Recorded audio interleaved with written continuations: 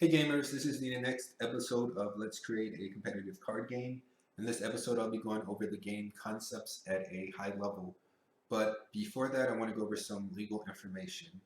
So, as this is a series on creating a competitive card game, I do fully intend to create and release this game. That said, all of the content within these videos are subject to copyright. If you're not sure what that means, then feel free to contact me and I'll let you know. So let's get started. Last episode, we went over setting up goals, expectations, and some to-dos for the card game. As you can see, I've went ahead and restructured this a little bit. So there's a single page now just called checklist. It now has all of the goals, expectation, to-dos, etc. in it. This keeps things a little bit more organized and provides a centralized location for checkoffs. And speaking of checkoffs, we can actually go ahead and check off name now. So I've had 3 names in my head, and I think the one that I'll go with is Mythical. So I like that. So card game called Mythical. You should be able to come up with some pretty good lore based on that name. So let's go ahead and create a new page. And since this video is about game concept, I'll just go ahead and call it game concept. Now let's make sure this is formatted correctly. So what is game concept? Game concept would be things like the genre of your game, the theme, who is the game for, how many players are there within your game, are there any win conditions, if so, what are they? So things of that nature. So that's what we'll be going over today. And some of these things I already know and some I don't, but we'll figure them out. So let's go ahead and start. So right off the bat, theme. I already know the theme is going to be fantasy. I like fantasy games, and I want to create a fantasy card game. So that will be the theme for this game. Now, next, let's go over. Let's say who is this game for, or better yet, let's say target audience. That's more appropriate. So this is a competitive game. So I'd say the target audience would be competitive players. And those are just players who like going to tournaments and things of that nature. Now, something that almost goes hand in hand with target audience, or maybe even be part of target audience, but for this I'm going to keep it separate, is target age. Now, I'm not sure of a target age, as the target audience is competitive players, but I don't think you can say there is a minimum age when a player is considered competitive, as I've seen 6 and 7-year-olds playing Yu-Gi-Oh! At an extremely high level, for example. I'd say this target age is, at least for this game, is more appropriate when it comes to the card art. As if a game has nudity in it, then it has a different rating and thus targets a different age group. So specifically for this game, I don't plan on having any nudity in it, but there may be graphic cards. So for now, I'll just say 13 plus. And speaking of competitive players, let's say tournament system. And right off the bat, I'm sure you guys know that this will be a yes. This is a competitive or tournament focused game. So there will be a fully fleshed out tournament system. Or at least that is the goal. Now let's get into some more, let's say, low-level things with respect to the game. So things like the number of players, win conditions, etc. So let's say number of players. And again, let's make sure it's formatted. So I can say that the number of players will be 2, but also I'll say 2 plus, because I do like the idea of having some multiplayer format, whether that be a free-for-all or some type of team format. I do plan on doing that in the future, but within this series, I think I'll only focus on the one-on-one aspect of the gameplay. So the rules I come up will be more focused on one-on-one. Next, let's go over win conditions. How about that? So Within card games, there are a lot of different win conditions. I think the most famous win condition is the one where you just reduce your opponent's life to 0. That's the most basic win condition. Or when you have games like Pokemon, the win condition is you have to get 6 prizes. Something similar would be Key Forge, where you have to forge 3 keys. There's also games like Legend of the Five Rings, which have 4 unique win conditions. So there's a lot of different types of win conditions out there.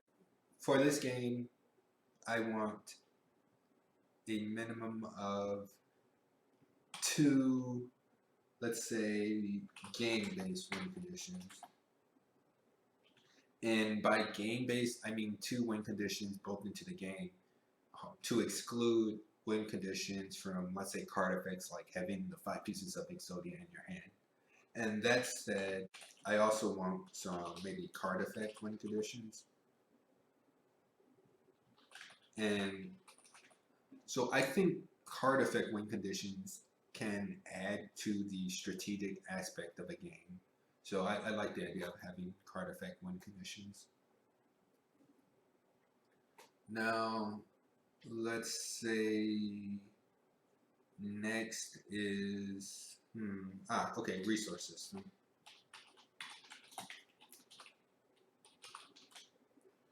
So now, how do I feel about resource systems?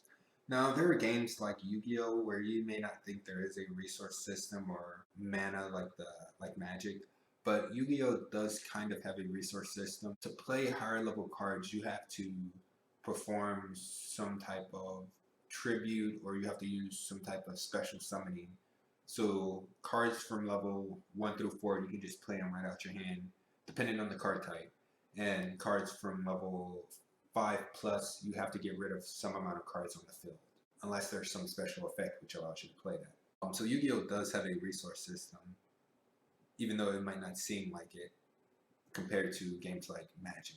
Now, let's talk about Magic. So Magic has the popular mana system, and a lot of games follow that mana approach, though they may do it in a different way. So the way Magic does it is all of your mana is in your deck, and there's a chance you will get quote unquote mana screwed.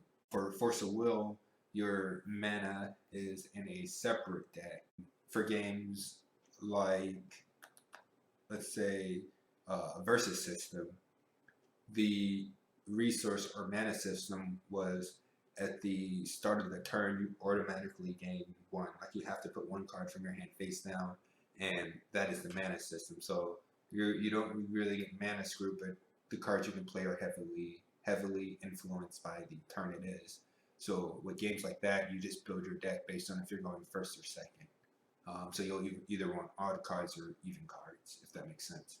So the way I personally feel about mana systems is I do like mana systems, and for this game, I want a mana-esque system, but I want it to be a little bit different. Something kind of like the spoils. Well, no, because the spoils, you did have different type of manas, but the spoils had a system where there was hard mana, and then there was what they call threshold mana. So I do like the idea of that. So within this game, I want a 2, and I'll quote this because I won't call it mana. So I'll say a 2 mana system, and I'll say strategic.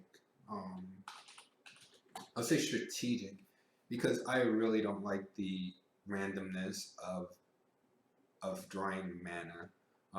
I want to come up with a system that requires you to have skill rather than luck of the draw. So I think I may be able to accomplish that. Yeah, so let's go on and move on to, let's say game areas. Now, so I do want this game to be, what's the right word? Popular, or rather take off.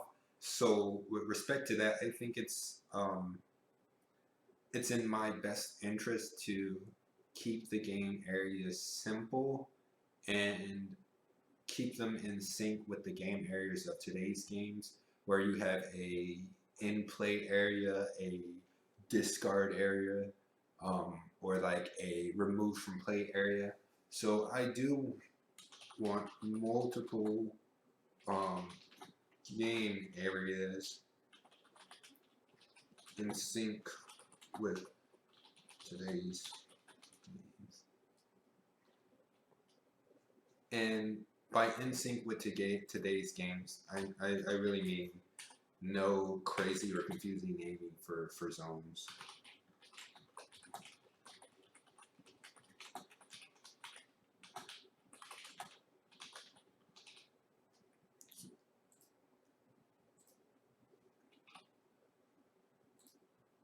All right, so yeah, so game areas.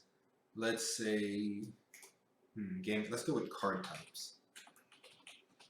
So there are some games that just have so many different card types, i.e., Magic. And then there's some games with a few card types, but within the card types, there's kind of like subtypes. So think with spell cards in Yu-Gi-Oh! You have your normal spells, and then you have your quick play spells, um, or you have like your traps and your counter traps. So that does kind of add a a uh, a stack of card types, just in a different aspect with respect to Magic having vastly different card types, like your sorceries and your instants, which are could have been the same thing. So for this game, I do want multiple card types, but I don't want a crazy amount of card types. I'll say 5 max different card types. And with the idea being that these 5 max different card types, maybe we'll say one is like a catch-all, as in one being like it can be an instant play. It can act like let's say in Magic, like an enchantment, or in the spoils, it can act like a tactic or an item or something like that. So I want one being a catch-all and the other 4 being very specific, like a character card, or let's say a spell card, but without the quick play aspect. And of course, I'm not going to use the names spell and traps because I can't because of copyright, obviously. But yeah, I want 5 max different and one being a catch-all. Now let's say turn structure. I think this is a very important aspect of card games. So there's some games where the structure is defined, like as in you go through phases. Think Yu-Gi-Oh! You draw, you have the standby, main, battle, end phase. And within those phases, there are very specific things which you can do. And then there's games like the spoils, for instance, where the turn is free flow. So I honestly want a free flow turn structure. And I'll say, let's just say, I can actually just think of it right now, 3 phases being, I'll actually think I might call them start phase, turn phase, and no, it's not even a thought for this end phase. That'd be free flow. So the start phase could just be the basic things you do at the start of your turn, and then the turn phase could be things like playing cards, doing combat, doing everything else, and then the end phase would be, let's say, things that happen at the end of your turn, like any effects that kick off at the end of your turn. So, yeah. Um, just so I don't forget, start would be drawing in any setup, and turn would be playing cards, combat, playing cards, combat, etc. And in would be any effects that kick off at the end of the turn, and the passing of your turn.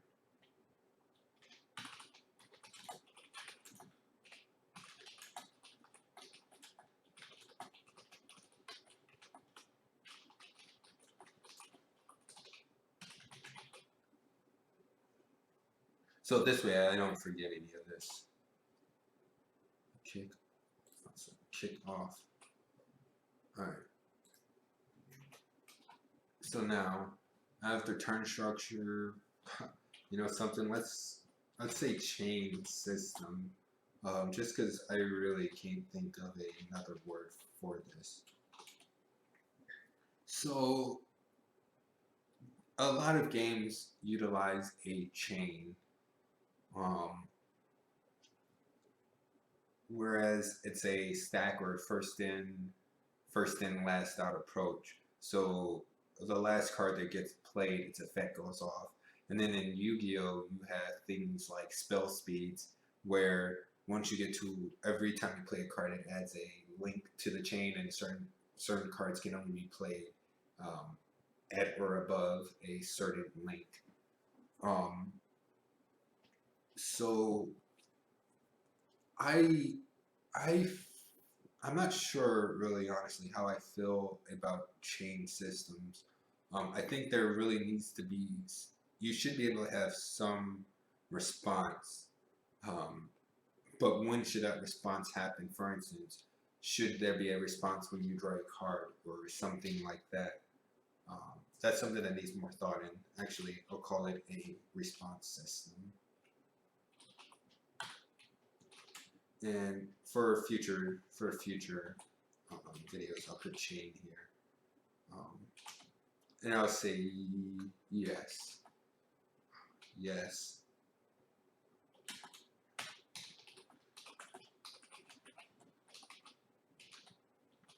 Need to think more about. Yeah, I think that's fair. I'll say yes. Need to think more about. Now, after chain, no, something else. How do I want the combat to be? So there's, again, I'm going to use Yu-Gi-Oh! And Magic because they're two of the most popular games. So there's games like Yu-Gi-Oh! Where you can only target a card on the field, or let me reword that. You can only target the opponent if there isn't another targetable card on the field for an attack. And there are games like, let's say the spoils, where when you declare an attack, you can choose your target, and if you don't choose a target, by default you are attacking the opponent's life. So I prefer games more like the spoils combat, where you can target the opponent or let's just say any other targetable card. Because there are cards, for instance, as I brought up the spoils, there are cards in the spoils like locations that have life, so you can target them for an attack. But you can't target, actually in the spoilers, you can't target the monsters. You either target a card with life, you have to target a card with life.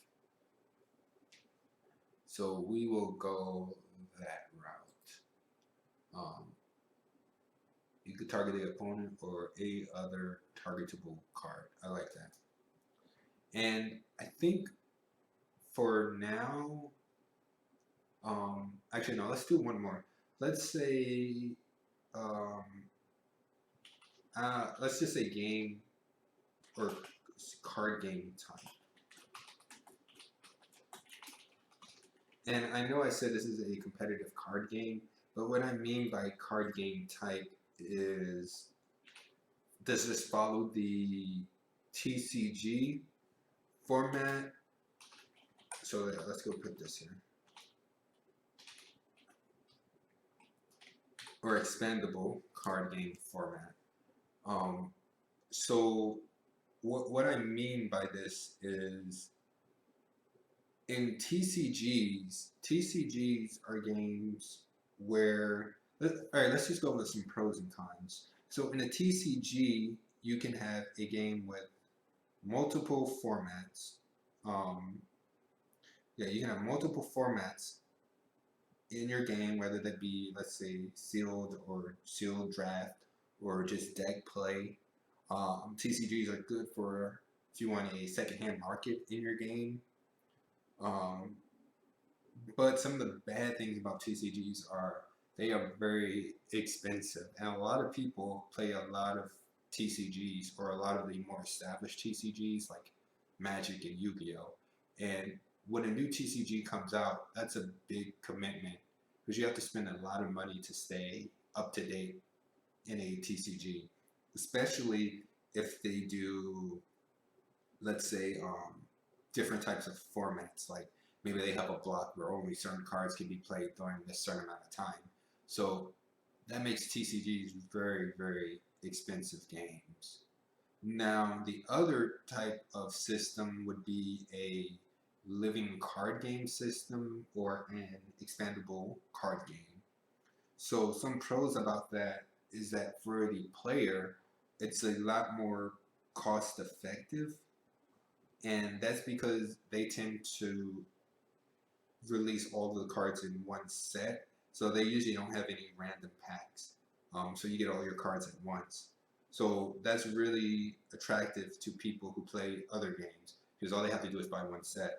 Now, some cons of expandable card games is they usually have smaller card pools.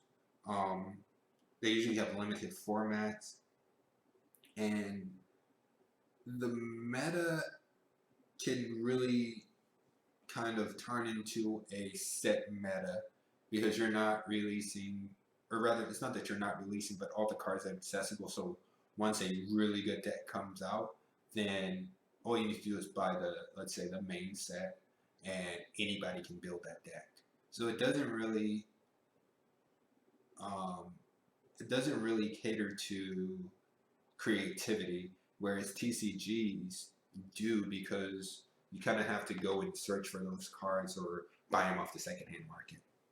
So for this game, I want it to be competitive, and right off the bat, I think that lends itself more to an expandable card game, because if everybody has access to the same cards, then I think it does result in more competitive game. Now, what I don't want though is for there to be one top deck that everybody just uses that, and they don't really come up with any new ideas.